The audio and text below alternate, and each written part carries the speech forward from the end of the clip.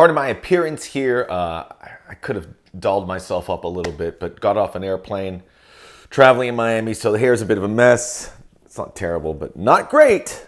So we're going with the hat. We're here to recap the USA's performance against Grenada.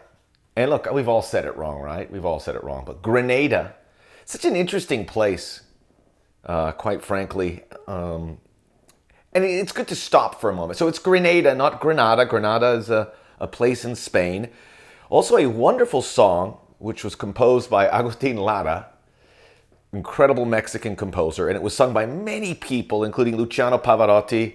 And it's about being in Grenada and seeing the bullfighting. There's an incredible line. Excuse me. I do like to sing. So it goes, Granada, tierra encantada, en tardes de toro. Grenada, fields and streets bloodied on an afternoon of the bulls. Oh, that's the good stuff. It takes you there. But that's Grenada. This is Grenada. And kids, I know I love my young audience.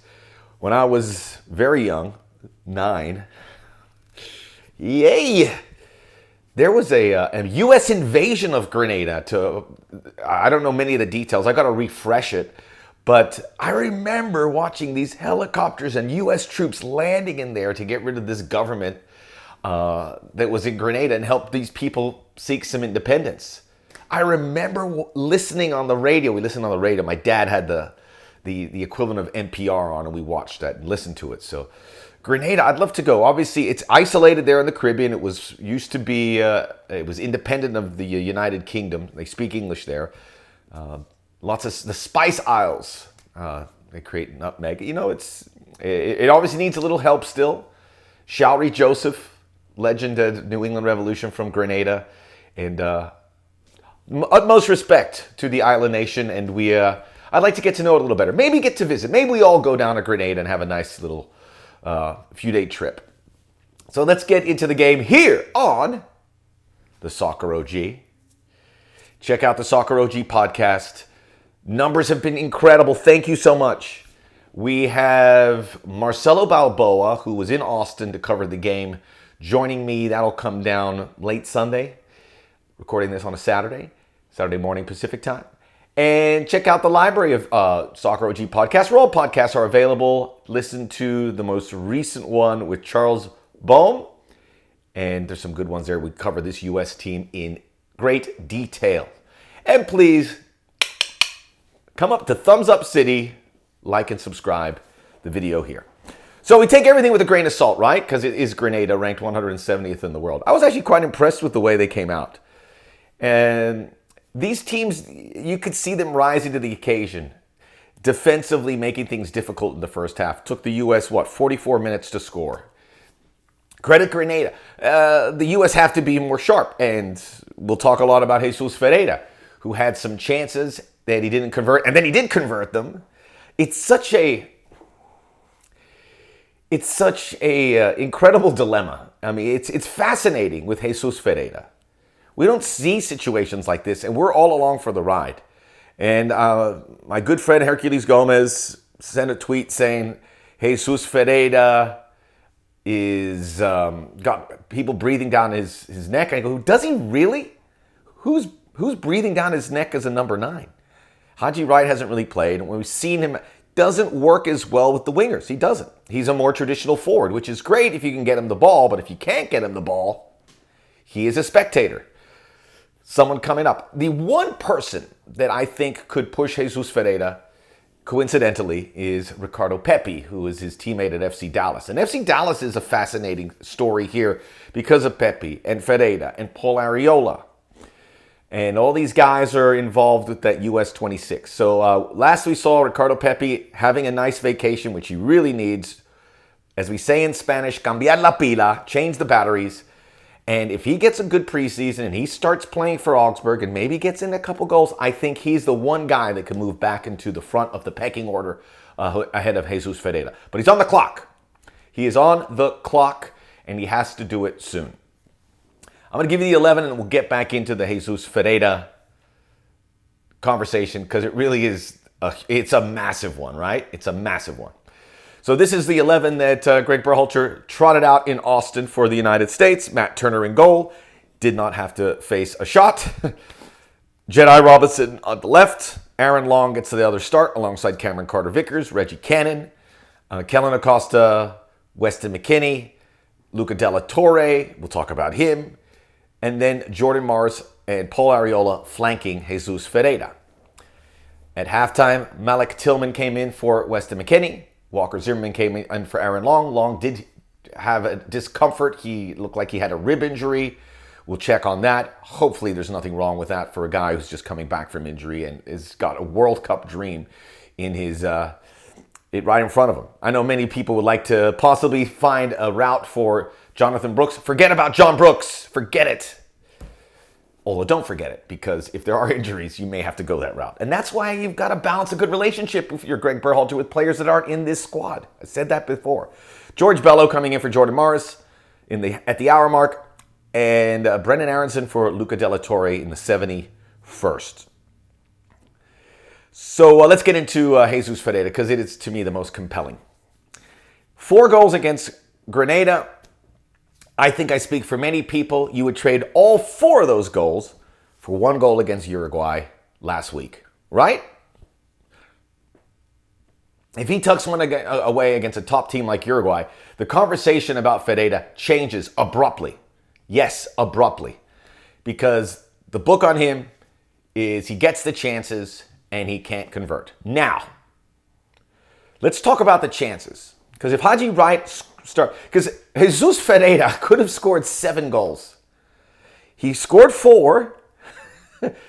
There was 2 really favorable ones that he should have tucked away. There was a 7th that was challenging, but still he could have put that away. Can you imagine we're talking about a player scoring 7 goals? It's not far-fetched. But the chances are something we have to take a closer look at. Because no other number 9, not Ricardo Pepi, not Haji Wright, not Josh Sargent, not Daryl Dike, not Jordan Pivak, none of those guys would put themselves in a position where they had 7 chances on goal. I can guarantee you that. That is a byproduct of the way Jesus Ferreira plays, the way he moves, the way he interchanges, the way he finds good areas. The problem with Jesus Ferreira is finishing, which is a huge problem if you're a number 9. Huge. His goals were good. The 3rd goal was spectacular. And I know the argument would be you have all sorts of time on the ball against Grenada, which is true. And that applies to everyone. And we'll get to that in a moment. Because we have to temper what we saw against Grenada. Although there are good habits developing, not giving up goals, not giving up chances. And that goes back to the Morocco and the Uruguay game. These are important warm-ups. After this, there's 3 games remaining, and then you're playing Wales. So anything you're seeing here, this is, I know people go, hey, let's get Joe Scally a game. Let's get, obviously Eric Palmer-Brown was injured, but let's get him a game. Let's get these guys some more minutes. That's not how it works here. You have 3 games, 4 games to go. You get ready for the World Cup. You look for those last few pieces that you put on that 23, 26-man roster, and that's what you go. You don't worry about everything else. It's too late for that. You're not looking for other guys to bring in. That's why when Georgi Mihailovic, and I hope Georgie gets another chance, was out, you're not scrambling to bring another player. You consolidate. Every country is doing the same thing. Every country that's heading to the World Cup is doing the same thing. There's no dilly-dallying. You're playing with meat and potatoes. Facts. So Jesus Ferreira is, I think if I put the starting 11, you almost put him in an ink at this point. The only thing, as I said, Ricardo Pepi coming in. He had plenty of time on the ball. 4 goals is nothing to sneeze about. It is progress. The guy gets chances that others won't.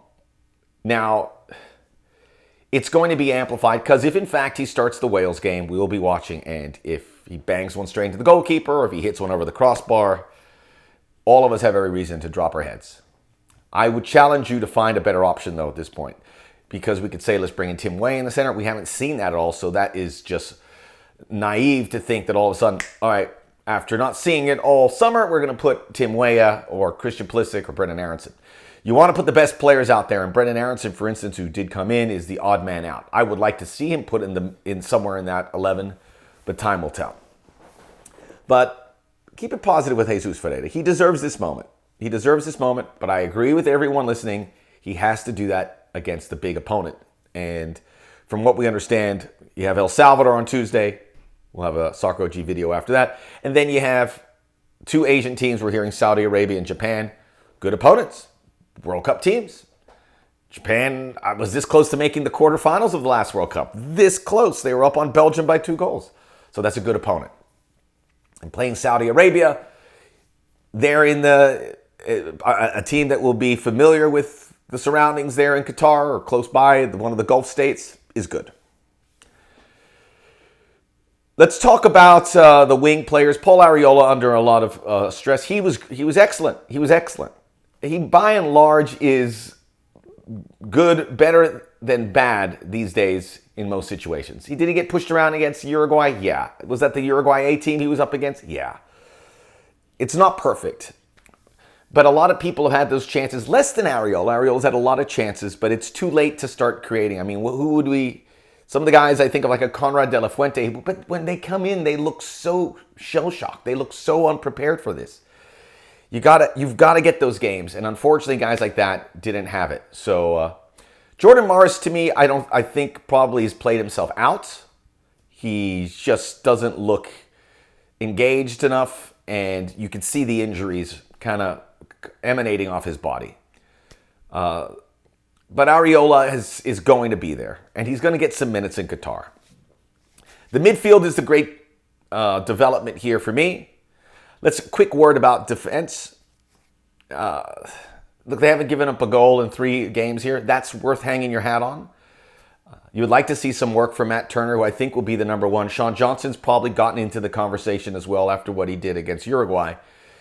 Fullbacks, I mean, there was moments where Greg Berhalter was going, get up to Reggie Cannon, Jedi Robinson. They weren't. Certainly Cannon more so. That was a frustrating part of it because that could have helped get things going earlier. George Bello. So fullback depth is a big issue. Big issue. Because Bello struggled. Scally struggled. Who else? Who do you bring in here? Serginho Dest is becoming a bigger and bigger player for all of us. Jedi Robinson, but how does that... I think Reggie Cannon's certainly there, but that wasn't his best performance. The center back combo, it just took a while. I think I speak highly of Aaron Long, but it takes a bit for him to assimilate with his partner, whether it's Zimmerman and Cameron Carter-Vickers. Wasn't. It felt like they were playing for the first time together, right? That's on Long. That's on Cameron Carter-Vickers. I think Cameron Carter-Vickers is a good defender. Pretty one-dimensional, two-dimensional. Long, for all his criticism, can do a lot more. But that has to be resolved. So even though you're not giving up goals, you got to keep an eye on that. And I think Walker Zimmerman's presence becomes even more significant. The midfield has been a huge development. We are super strong there with 6 midfielders I think that you'd feel comfortable playing. Acosta, McKennie, De La Torre, Adams, Musa, and... is it 5? I know I'm missing someone. Oh, Brendan Aronson, who kind of came in there. Luca De La Torre, man of the match. I would say I was the first one to say it on Twitter. Everyone said it afterwards. Look at the receipts. Look at the receipts. I said it right around the 65th minute. That was it. Fantastic. But, and he worked well with Kellen Acosta. Kellen Acosta was distributing balls, was really crafty on the set pieces on that 3rd goal with Ferreira. I like it. If you can design some set pieces, and Acosta's, absolutely engaged with them, or you came to Ferreira, that's a weapon that you don't want to overlook, because Christian Pulisic takes the set pieces. It's not great.